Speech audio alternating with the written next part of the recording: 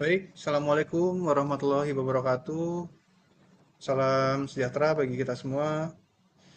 Yang saya hormati Bapak Dr. David Ferianto selaku dosen pengampu mata kuliah Mekanika dan Material Teknik Lanjut, serta rekan-rekan mahasiswa yang menonton video ini. Perkenalkan, nama saya Muhammad Agung Bahari Putra, mahasiswa program Magister Teknik Mesin. Pada kesempatan ini saya akan mempresentasikan hasil tugas review jurnal dengan judul analisis hubungan struktur kristal, sifat fisik, dan sifat mekanik pada full Hosler Fe dominan untuk aplikasi TE suhu tinggi. Jadi presentasi ini merupakan bagian dari pemenuhan tugas 2 pada mata kuliah Mekanika dan Material Teknik Lanjut. Paparan ini akan difokuskan pada pemetaan parameter material yang direkomendasikan dan yang tidak direkomendasikan berdasarkan telaah terhadap 10 jurnal ilmiah internasional sehingga dapat digunakan sebagai patokan awal penelitian.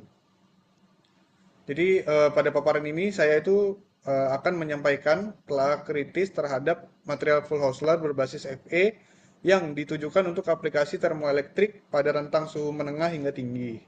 Fokus utama kajian ini adalah menganalisis keterkaitan antara struktur kristal, sifat fisik, serta implikasi mekanik material dalam menentukan performa termoelektrik yang secara kuantitatif dinyatakan melalui figure of merit ZT dengan hubungan ZT sama dengan S kuadrat sigma T per K, di mana S merupakan seebeck coefficient, sigma adalah electrical conductivity, dan K adalah total thermal conductivity yang terdiri dari kontribusi elektronik, Ke, dan kisi atau kalatis.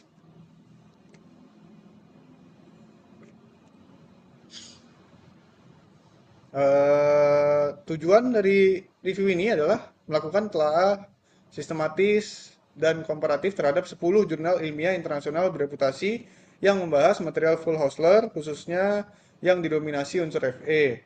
Kajian ini tidak hanya berfokus pada capaian nilai ZT, tetapi lebih menekankan pada mekanisme fisik dan material yang mengontrol S, sigma, dan K, serta bagaimana parameter tersebut dipengaruhi oleh struktur kristal, disorder, dan kondisi microstructure.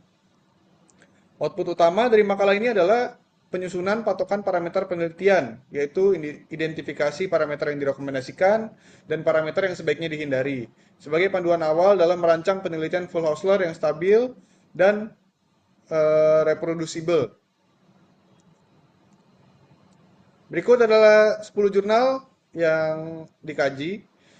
10 jurnal ini mencakup berbagai pendekatan penelitian mulai dari material bulk, thin film, rekayasa microstructure, defect engineering, magnetism and change, thermoelectric, hingga studi berbasis perhitungan DFT. Meskipun sistem material dan metode yang digunakan berbeda, seluruh jurnal tersebut punya benang merah yang sama, yaitu upaya peningkatan performa termoelektrik melalui pengendalian transport muatan dan transport panas, dengan tetap mempertimbangkan stabilitas struktur dan sifat mekanik material. Ini adalah ringkasan lintas jurnal. Jadi di sini di tabel ini kita bisa lihat bahwa nilai ZT yang tinggi itu nggak pernah berdiri sendiri, melainkan selalu merupakan hasil dari keseimbangan antara Seebeck coefficient atau S, konduktivitas listrik atau sigma, dan konduktivitas thermal atau K. Selain itu, hampir seluruh studi menegaskan bahwa stabilitas microstructure, kontrol disorder, dan konsistensi parameter sintesis sangat menentukan apakah nilai ZT yang diperoleh bersifat stabil dan dapat direproduksi atau justru hanya bersifat sementara. Kita masuk ke jurnal yang pertama, ya, review Fe dan Rubes full Hosler. Judulnya itu Recent Progress in Fe and Rubes Full Hosler Bulk Thermoelectric.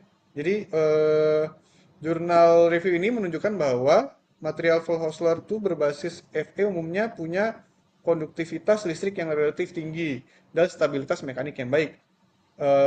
Tapi konduktivitas thermal kisinya atau kalatisnya yang tinggi tersebut itu jadi faktor pembatas utama nilai ZT. Jadi strategi peningkatan ZT yang efektif itu bukan sekedar menurunkan kalatis secara agresif, tapi harus disertai dengan optimasi konsentrasi pembawa muatan supaya S dan sigma tetap berada pada kondisi yang optimum. Pendekatan yang hanya fokus pada satu parameter, misalnya penurunan K, tanpa kita pertimbangkan mobilitas pembawa muatannya gimana, itu bisa menurunkan sigma, tapi tidak memberikan peningkatan ZT yang berkelanjutan. Kemudian jurnal 2 dengan judul Thermoelectric Transport in RU2 TISI Full Hosler Compounds. Jadi pada sistem RU2 TISI, perbandingan antara P-type dan N-type itu menunjukkan kalau P-type dengan overdoping ringan, P-type sorry, P-type dengan doping ringan memberikan keseimbangan yang baik antara Seebeck coefficient S dan konduktivitas listrik atau sigma. Jadi kelebihan doping atau overdoping tadi menyebabkan munculnya bipolar conduction, terutama pada suhu tinggi yang mengakibatkan penurunan nilai S serta peningkatan kontribusi KE, sehingga secara langsung dia langsung menurunkan nilai ZT.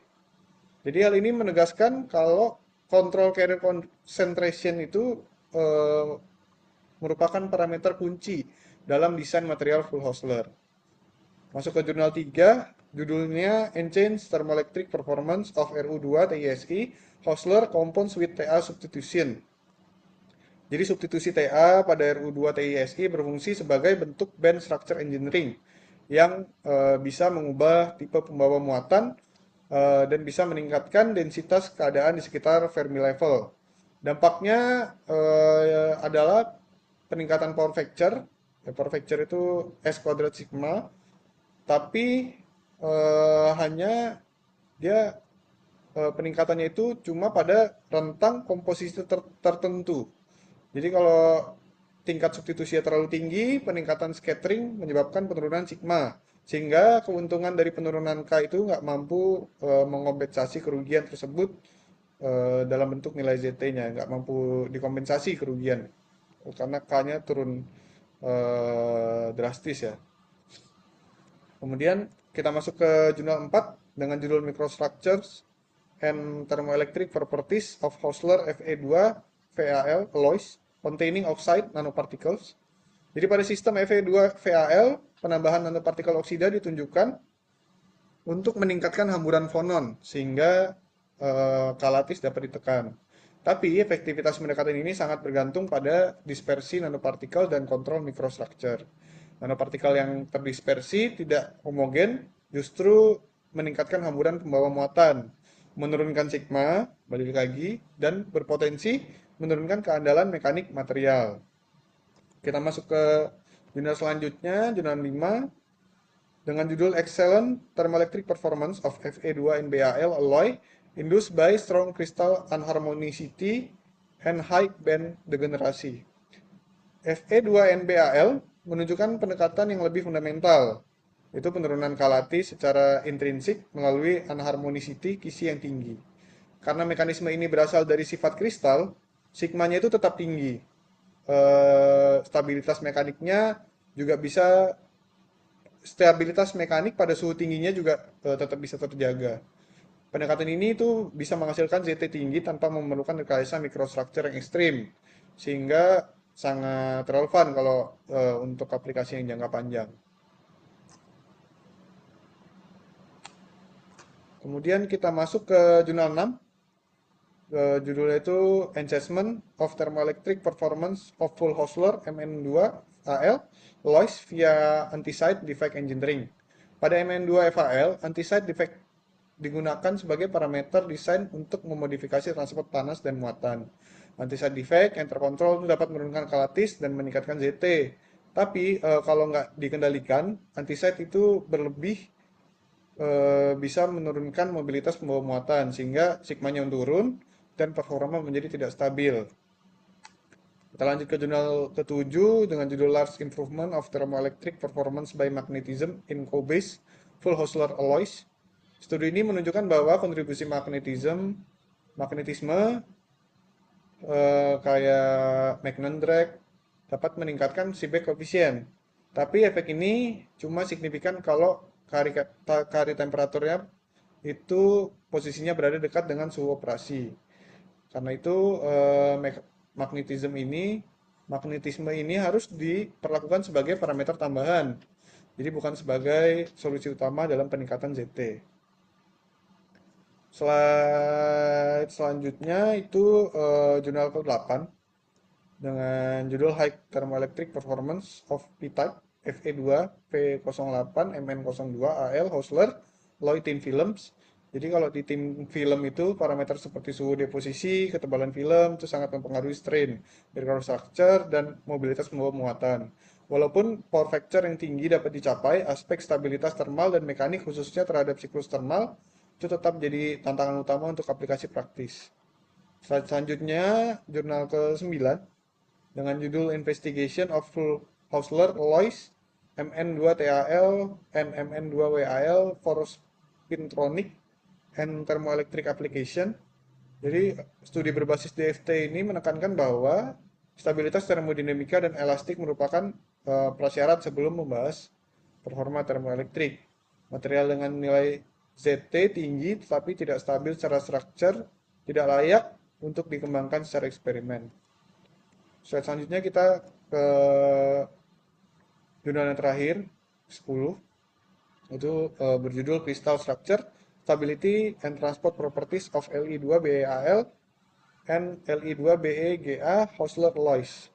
Pada sistem ini, N-type Li2BeAl menunjukkan kombinasi S, sigma, dan K yang paling menguntungkan. Tapi evaluasi stabilitas fonon dan energi formasi tetap diperlukan untuk memastikan bahwa material tersebut layak direalisasikan secara fisik. Ini slide selanjutnya ini berisikan peta patokan parameter lintas jurnal do and don't-nya.